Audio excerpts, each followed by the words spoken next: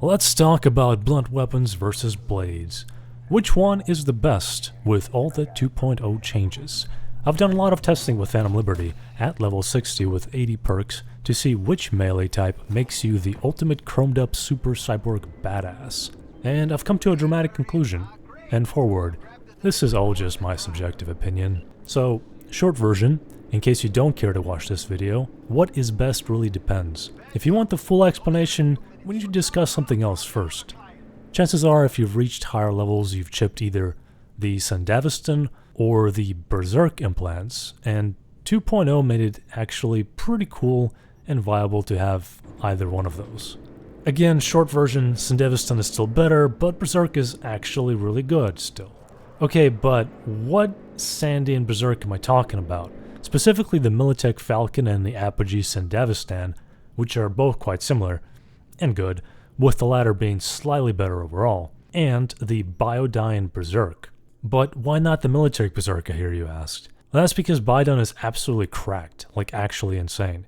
It gives you plus 20 crit chance while it's active, and it can also give you plus 20 crit chance if you have 20 reflex. That's having a passive 20 crit chance. Compare that to the Cockatrice implant, which gives you plus 30 and has no other effects, and it costs 30 capacity. The Militech Berserk gives you 1 second more duration and a slightly shorter cooldown, but lacks the crit, and it costs more cyber capacity too. Anyway, I mentioned that Sandevistan is better, but why? It's better for two reasons. It allows you to recharge its duration with kills without any other cyberware. And if you pair it with the Shinobi 60 progression reward, it gives plus 40 crit chance when it's active. That's on top of whatever else it gives, which just means that you're getting plus 50 crit chance when you activate the Militech ones. If you add that to the normal crit range, it means while Sandy is active, you're swinging for guaranteed crit hits regardless of whatever weapon you're using. Yeah, it's that good. Do you have that iconic katana that gives plus 50 crit chance? This one? You don't need it. Berserk, meanwhile, does allow you to toggle invincibility and go ham on some poor NPCs, but unfortunately, you can't use guns with it. And using guns would actually be really cool, but the game really blue balls you there. And you can't toggle Berserk on or off. It's basically on until it goes off. So for the rest of this video, I'm going to compare using Sandy only. Moving on to the actual weapon time comparison, I mentioned that my results surprised me, and that's because I had thought blades would absolutely dogpile blunt. Again, that's not the case anymore. 2.0 changed a lot and gave blunt weapons a lot of unique attributes. I still think blades are overall a little better throughout the game, but when it comes to endgame min-maxing, blunt is kind of jacked, not gonna lie. Let's compare. Blunt can guard to decrease all range damage by 40%, which is very significant when you're fighting hordes of enemies and already have good armor and damage soak.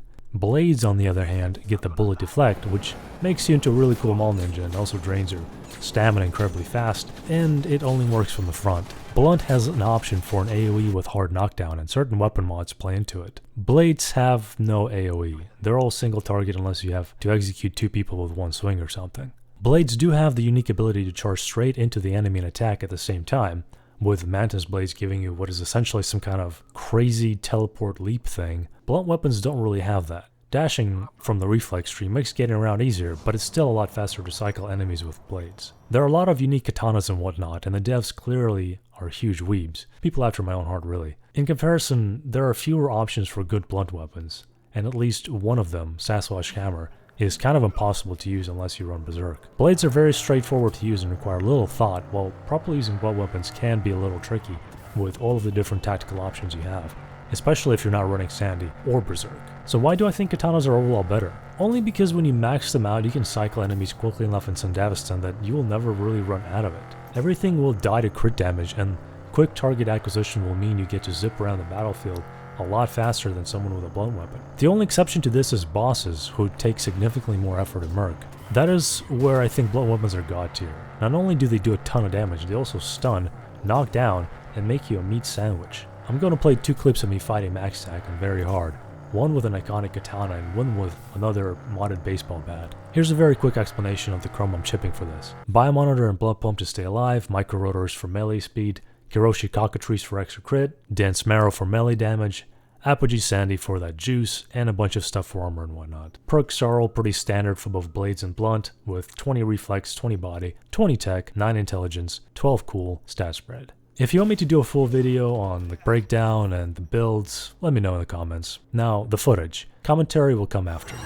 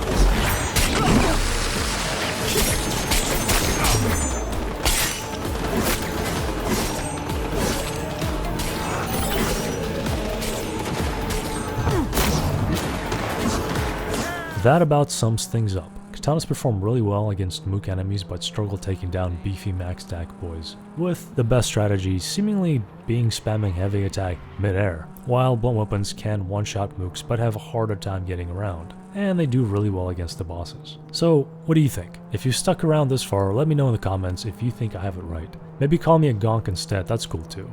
That's it for me though, I'll see you in the next one, chooms. Bye.